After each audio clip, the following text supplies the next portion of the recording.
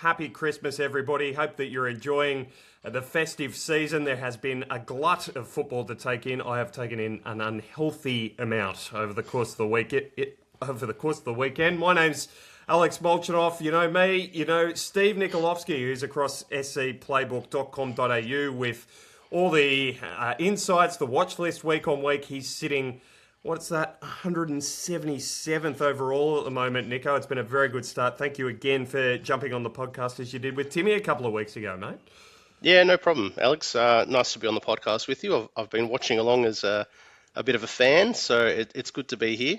I'm no big towering centre back or anything like that, but I have to live up to the expert tag that I've been given on the website. So the rank is looking all right at the moment. That's right. You're living up to it, mate, which is the main thing. And if you want to read more of Steve, if you've been watching along, listening along, you haven't subscribed to SC Playbook, this guy is one of the brightest in the business. We're going to talk to Harry West's article over the course of the week, which has got some very interesting theory around Supercoach and the way that you're setting up your teams. You can follow us on X, Instagram, Facebook at SC Playbook EPL. The SC Playbook League's still open with $1,000 prize. If you're an SC Playbook subscriber, and on being a subscriber, you can join the community for just $2 a week. Gets you access to Steve's content, to my content, to Harry's content, as well as all the NFL, NRL, cricket stuff that's going hot off the press at the moment. $2 a week. That's all it costs. Head to scplaybook.com.au and subscribe in menu. We were just talking before we got on, Steve, and you were kicking yourself about some of the benchings this week. James Tarkowski, Virgil van Dijk, talk us through it. What went wrong? Yeah, well, I guess the major thing that went wrong was Crystal Palace conceding 4. So I didn't expect that to happen. I never really contemplated benching Mark Guehi at all, to be honest. But yeah, so I went with him, Cucurella, and Saliba, with Tarkowski 8 and Van Dijk on the bench with the 7. So it could have been a bit better, and the rank could be a little bit better as well. But look, I mean, Tarko had Arsenal, and I fancied Tottenham to score as well. So it's just one of those things, like, what do you do? It's part of the game, and sometimes you hit it and sometimes you don't. You've got to have the crystal ball at different times. I had Saliba sitting on there, which was disappointing, but I was covered by Calafiori. This is very interesting because Harry West has written this week about stacking with your Arsenal backline. So we're going to talk a little bit to that before we get to our trades. Virgil van Dijk scoring a 7, and I've stuck with Senesi, who scored us a 13. And we are 13 with no clean sheet as well. That's right. Just making those defensive actions count. And we were both Rodgers and Haaland owners. We captained one and the other, which has played nicely. I held Nick Voltemade after the discussion last week. That has paid off nicely with a 20, give me 162 overall. I'm up inside the top 100 just for the week. You had Bukayo Saka, who's becoming a smoky of some outside the square, I think, to be traded out. You're still comfortable with him, a 9 with no particularly big output. Yeah, well, I'll talk maybe a bit about that later. But yeah, 9 with no assist or goal. I'm pretty happy with that.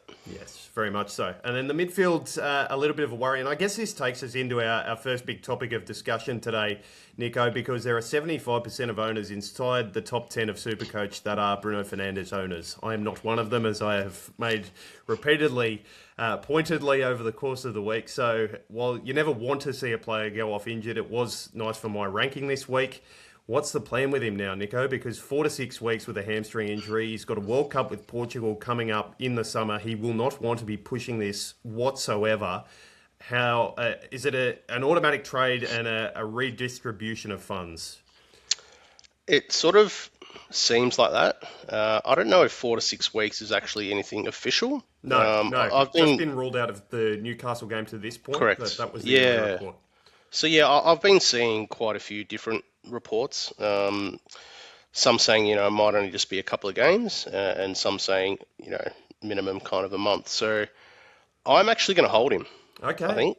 So 17.8 mil.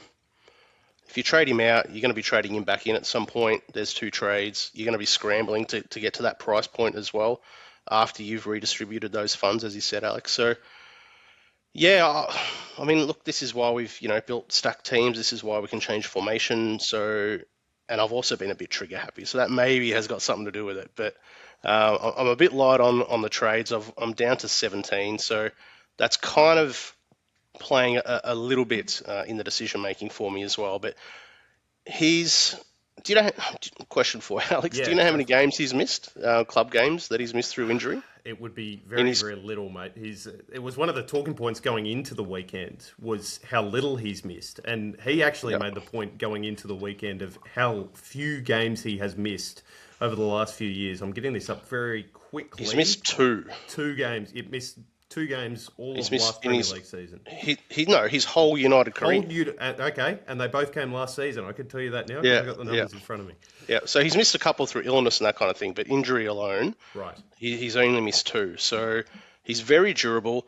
From what I saw, it was actually quite low on the hammy that he grabbed that as well, kind of behind the knee almost. Which, look, I'm not a physio or anything, but to me and what I've seen in sports, generally they're the milder kind of ones. The ones that are really high up are the ones that you can miss months of football through. So I'm pretty optimistic. I'm going to hold him and hope he's only out for a couple of games and back early in the new year. Is that sort of the borderline you're giving yourself there? If he's not in the lineup against Leeds in the first game of January, is that when you're starting to think about it? No, I don't think so. I Okay. think if I make the call, I think I'll just stick with it. Unless he has a reoccurrence back in training or something like that. Or if the reports are, now it's actually a bit worse than what we initially thought. Yeah, we haven't even heard what the scan No, is. no. So until I hear something like that, something official with a scan behind it, I'm pretty comfortable just to sit him on my bench. I think, Okay. even if it means playing two in the mids Yes, with which you with can do. Yeah, exactly. Soboslai's out with suspension, so And that's that another might one that be a we've both time. got. He's an interesting one because that might be a timely one for him. There was talks about him picking up a knock going into the weekend. Didn't have his best performance, and now the suspension actually leaves him out, which I think some owners may find a blessing in disguise. For those who are a little bit panicked, I guess Phil Foden is the first priority if you don't have him in. Then are we sort of going? I've sort of written a list for us here. Going down there, Declan Rice. He's had a 10, a 5, a 10 in the last 3 weeks.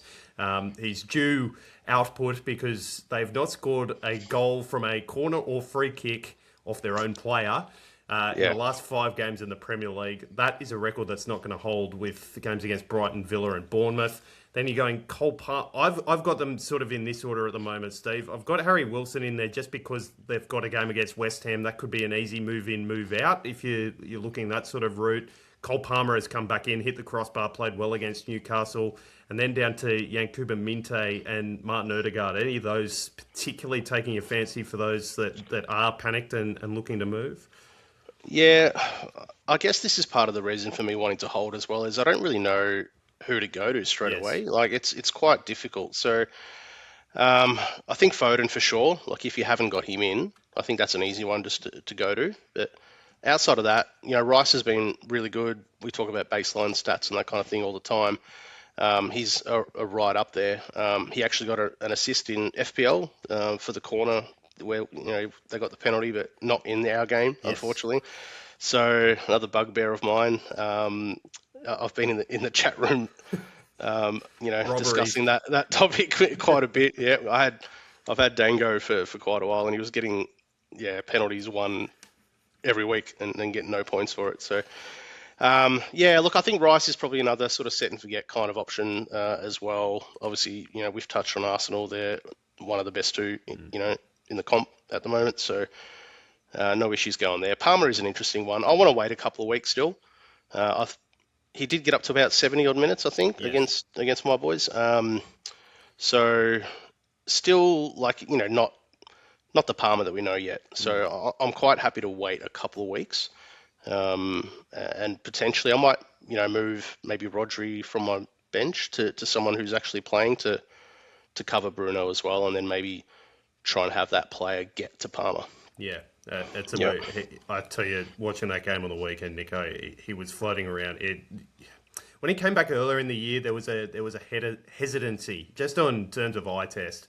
Everything he did, even the ingenuity to go for the effort that he did just after halftime, where he hit the crossbar, it was the old Cole Palmer, and hopefully. we know him coming back into the team means free kicks, penalties. I think if you're at all thinking about it, sooner the better, because he's a player like Foden that could just go off like gangbusters over the course of the next few weeks. They do have, quite a few games in not a lot of days. So, and against good teams. So he'd probably miss one, I would have thought, in this festive season as well. So another thing to factor in. That's a good point. Villa at home, Bournemouth at home, and then they go City away, Fulham away at the start of January before the FA Cup picks up and all that sort of stuff begins. Now, the next place I wanted to go with you, Niko, was to the back line. So Mark Guehi, after what was a very bizarre performance from Palace, conceding the 4 goals, he's 10.5 mil, has been one of the best defenders in the game this year. He goes to a 33 break-even, which is not a problem if you're planning to hold, but there is a thought out there about moving on from him.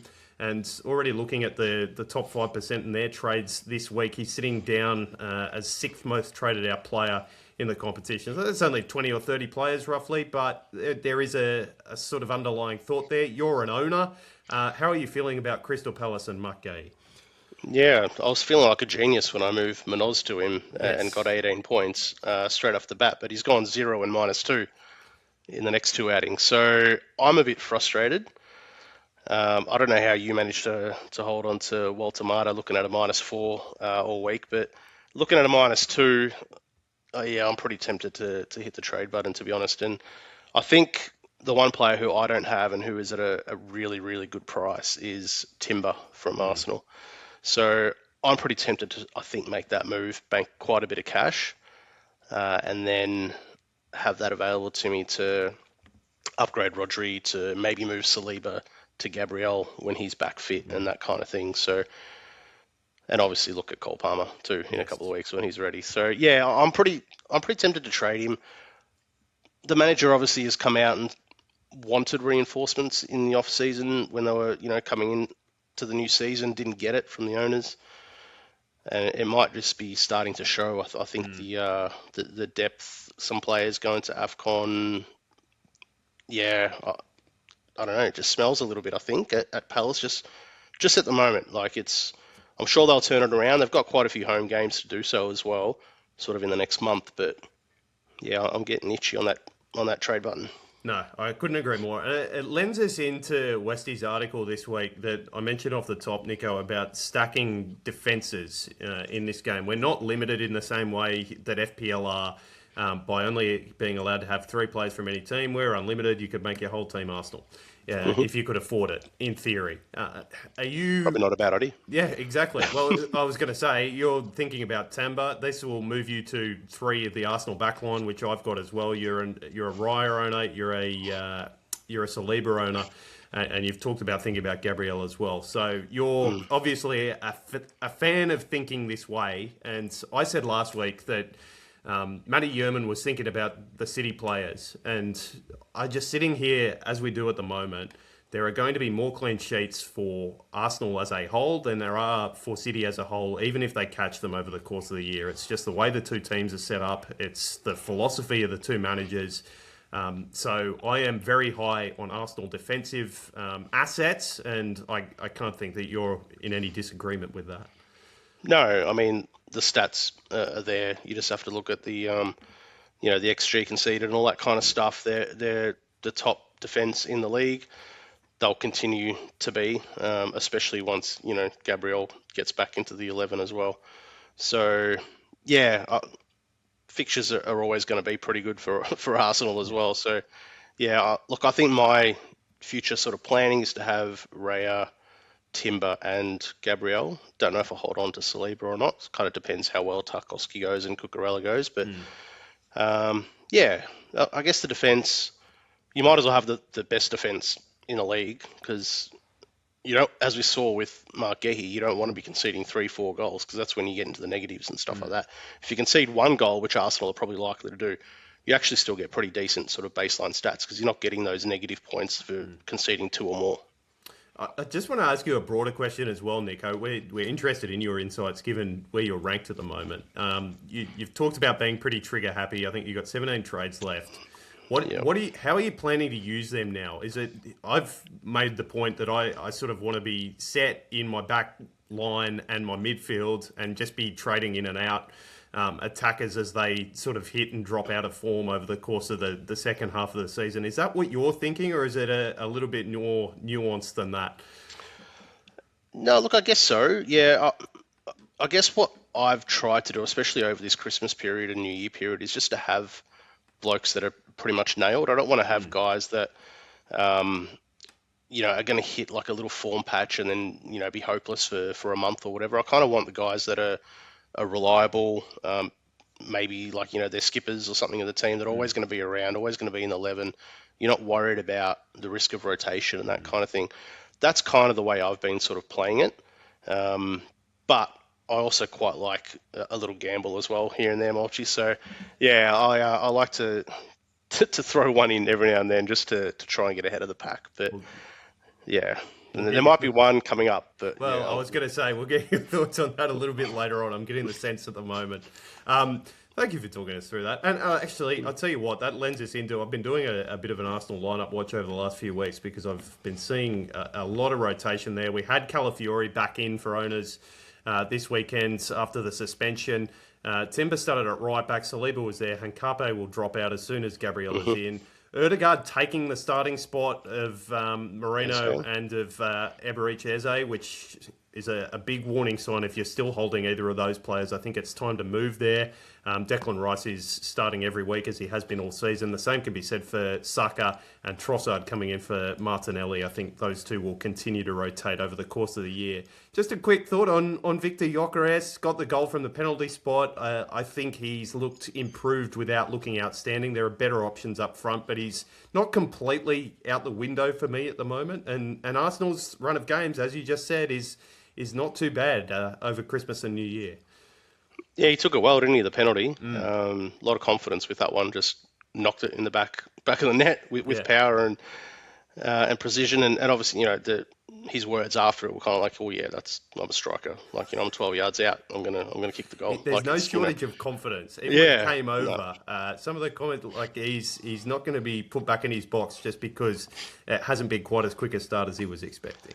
I was very disappointed Saka didn't take it, to be honest. But it was one of those things. Erdegaard had the ball, and I was like, "Oh, great, here we go. They're going to just be rotating with their pen takers." Gyökeres got it. I think it might have been one that Saka was kind of like, you've been out for a little while, you haven't scored for a while. Here you go, mate. Like, knock one in. Hopefully that's the case, and Saka takes the next one. There is a little kind of fan theory out there about Saka not taking away pens, so I don't know if that's a thing or not. But generally takes them at home, but gives them away when they're away from home. So maybe something to monitor. Yes. But yeah, I think they are going to be sharing it a little bit, which is going to be a bit annoying. But I still don't think it devalues Saka too much. I think he's still always kind of right in there, putting in good crosses and that kind of thing, which we get points for in this game. So yeah, I'm pretty happy to hold Saka long term still. Yeah, I tend to agree. If you have jumped on there already, he's a very safe, probably the safest of all bets up front. The rest, I think, are going to be going up and down, other than Erling Braut. Of course, he just continues to score. One more striker. We talked a little bit about him last week with Matty. Ugo Ekitike is 10.3 mil now. He's got a -3 break even this week. He's the most traded in for the top 10% on the Supercoach website this week. So far, Wolves, Leeds, Fulham before a trip to Arsenal. That looks very enticing to me, Niko. If you are looking to move on from a striker at the moment, I still don't think there's a better option out there. No, well, and Isak's injury has just reinforced the minutes as well, probably for months. So yeah, he's an unreal option really now looking at it. So well done to those who got him. He was like 4.5 million or something a couple of weeks back. Like, silly price. Well done if you did that. But I've got Haaland, Rodgers, and Saka, so I don't think I can make a move to him. To be honest, like I flirted with Saka to him, but then I'm like, Saka got 9 points, Ekitike got 11 points for scoring a goal. Like, is it really worth a trade if Yes, I guess Wolves is a really good fixture, and he's going to be a really good VC and a C option. But yeah, I think I'm going to have to let him go and maybe think outside the box a little bit with Liverpool assets this week. Yeah, I would love to be there, but Rodgers and Haaland, I'm the same. I'm not moving there. And Voltemata, I think he's going to continue scoring. The reason I held him was another player with unreasonable confidence and not thinking that goal against Sunderland, this is all eye test, trying to get inside the psychology of players rubbish, which, we probably overvalue our ability to do, but that was the reason for sticking with him. I could just see him scoring in a game against Chelsea. Newcastle actually don't have the easiest run of fixtures over the course of the break, but Manchester United away smacks to me of a Voltemata goal. Goals. Yeah. Burnley away. And then Palace come and visit, and Leeds come and visit. Two teams that have not been good away from home recently. Newcastle, by vast contrast, very, very strong. We've been good at home. Yes. Yeah. Not so good away, but Yes. yeah, I think the fixtures are quite good. So I think you holding Nick is a good idea. He could have got more on the weekend, to be honest. He missed one as well from point blank range. So yeah, I think he's a good hold. Yes, looking forward to seeing how that all unravels. It's such an interesting period. I'm really feasting on stuff. Just a couple more on the most traded in list that we haven't touched on. Ekitike, Palmer, Rice, the top three this week for the top 10%. Jared Bowen still sitting there at 8.6 mil. I mean, there's a point of difference if you want to go there, Nico. Yeah, I've been a big fanboy of his. I've had him at the start of the year. Out of position in this game, can be picked as a midfielder when he's playing pretty much the number 9. So, yeah, look, I think it's a good shout, and the fixtures are there for him to capitalise and score well in the next sort of month. And he's going to play every minute of every game as well, which is quite handy at this time of year. Well, it's been interesting since Nuno Espirito Santo set off in that role. They're almost playing a sort of a withdrawn front player with Paquetá as a central one, and Somerville and Bowen started on the wings against City. Now, that has been fairly consistent. They did a similar thing against Villa. Bowen got on the score sheet. So he's not looking to change things too much, Nuno, which could be a big tick there. You've talked about Uran Timber, 6.3 mil. He's the value option out of the Arsenal defence at the moment. Granit Xhaka, the Swiss maestro, is still sitting in there around 8.4 mil. He's a real be careful there for me because Sunderland, as we've mentioned on the podcast over the last couple of weeks, have lost half their starting lineup to AFCON, Nico. Yep, they have. They're still doing really well. He's on 4 yellows as well, something to be mindful of with Granit. And he's the kind of player who will probably get a 5th as well, the way he plays. It won't take long. Yeah, yeah. Just on that, you just got to get through the next 2 games. So once the new year hits, that threshold moves from 5 yellows to 10 yellows. So might buy you a bit of time before you get a suspension from Granit if he does get through these 2. But yeah, there's quite a big list actually of people that are on 4 yellows, which is a bit annoying. Do you want to run through it now since we're on the topic? I mean, Cash is on 4. Semenyo's on 4. People might be looking at him. One that I've got, Tarkovsky, he's a really good option with evidence fixtures coming up, starting with Burnley away this week.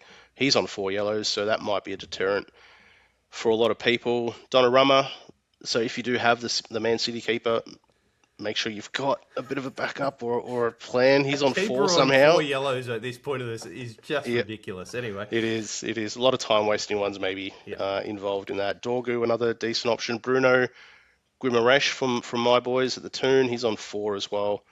They're kind of like the main ones outside of obviously the Sunderland lads, Xhaka and Lefay as well, who are on 4. So yeah, it's quite the list. Yes. Not too bad whatsoever. There's a couple of high-profile ones, but as you've said, just got to wait till the 1st of January that all flips over. Brentford's Keane Lewis Potter, double against Wolves, 5.5 mil. He's your classic cashy. I guess if you are trying to build midfield value, you've had someone pull out their ass, basically. He's a good pickup at the moment. A left-back by trade, playing in the front 3, and scored 2. We can pick him as a midfielder in this game, so... Yeah, I think he's a pretty good option if he's going to get those minutes, which I think he will, because obviously they've lost quite a few players to AFCON. So he's taken, Dango Otara's spot from what I can gather on the right side of the front 3. So Yeah, I think you're going to get a couple of weeks out of him, and then he's going to probably get up close to 10 mil or something, maybe. So who knows, 8 to 10 mil. So not a bad play as a captain shout. If you, or not as a captain shout, as someone you can bring in. Sorry, rather that as a cash cow. So yeah, decent option, and don't mind it. But I'm looking at maybe bringing in a Liverpool player instead there, and someone of the Florian Wirtz variety. I'm Wow. looking at. Okay. So There we monkeys go. off the back. There Yeah, it is. It he got is. the assist. So there's no more talk about Florian Wirtz 0011 or 12 or whatever they were up to. So yeah, I think the forward line is kind of sort of built around him and Hugo Ekitike at the moment, and the fixtures in the next two look really good. And I'm kind of hoping after those couple of fixtures and some points in the bank, maybe I can then just flick him straight over to Cole Palmer. So it's kind of where I'm looking at I the don't moment. mind that way of building up. Cherky's the other one who's snuck in. He's about a mil more expensive than Cole Palmer at the moment. He's sort of bottom of the most traded in list at this point in time. City, I really like at the moment. I think they're going gangbusters. I think their run of fixtures that we talked about a few weeks ago is still pretty good for the foreseeable future. Even running over the top of Chelsea at home, I'm not too keen on their form until I see them really starting to deliver against the top sides. How are you making him? The only worry for me might be a little bit of rotation that comes over this Christmas period. I think Pep's more likely to keep him in reserve than he is Foden. Yeah, I definitely agree with that. He came off at 66 minutes as well on the weekend. I do like him with Doku out though, so I think Doku's kind of going to be back in the new year, maybe like early new year. So I think up until then you're going to be right. I've brought him in actually in FPL this week. I don't mind him. So 11 points he got in Supercoach on the weekend with once again just baseline stats, crosses, all that kind of stuff, no assists or no name on the score sheet with that score. So pretty good if he knocking an 11 in. He played pretty far on the right from what I could tell when I was watching. So he was kind of on the line there for the majority, cutting in a little bit, but not as much as kind of what we maybe thought.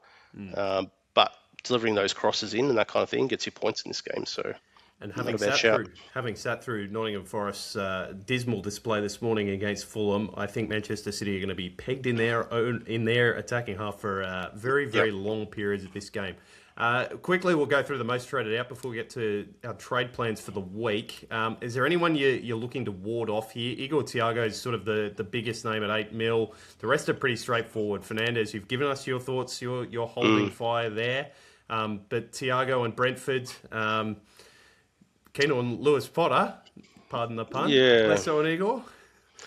I think, I don't know. He just hasn't been shooting the last couple of matches, which is obviously not what you want from a striker in your team. But I think he can turn it around.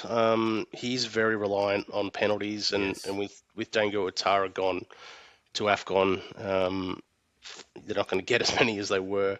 I wonder if the service is actually going to be getting up to him as much, Nico. Because a lot of their play through the middle was Ouattara basically being able to turn with the football and play it up to him. He had less touches on the pitch than any other outfield player against Wolves, and that's with his team playing with most of the possession against a team that's sitting deep.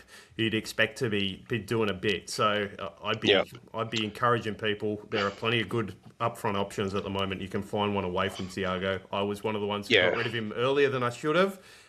Those who have rid of him out, well done. Second half of the season, I don't think is going to be quite as fruitful for Brentford. But hey, we have written them off before, and they just continue to churn out performances. Yeah. So their home form is pretty good. They could turn it around, but geez, if you can get to Ekitike, I'd be making that move for sure. Yeah. Couldn't agree more. And Blamo owners, you're very much in that same sort of realm. Simmons has been, he's been the false dawn-a-thon this season. There's been a couple of them. 7.2 mil, he's sitting there. Coaches are losing patience again.